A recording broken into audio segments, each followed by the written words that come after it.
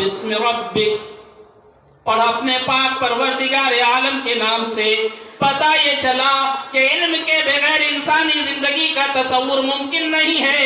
न जब इंसान पैदा हुआ था उस वक्त इल्म के बगैर जिंदगी थी, न जब इंसान 40 साल को पहुंचा है, इंसानियत शऊर को पहुंच गया है, अक्लो फहमो समझ को पहुंच गया है और उसकी पोख्तगी को पहुंच गया है, तब भी यही कानून अल्लाह का आता है कि पढ़ अपने पाक परवरदिगार आलम के नाम से।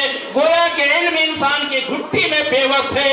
इल्म के बगैर इंसानी जिंदगी तो है, वो जिंदगी नहीं है, उसको जिंदगी नहीं कही जा सकती है, उसको नाकाम जिंदगी कही जा सकती है। कामयाब जिंदगी इल्म के बगैर हो ही नहीं सकता है, और वो भी इल्म जो इल्म अल्लाह के नाम से शुरू किया जाए और अल्लाह पर खत्म किया जाए। दुनिया की तमाम तालीमात अगर अल्लाह की मारिफत और पहचान के लिए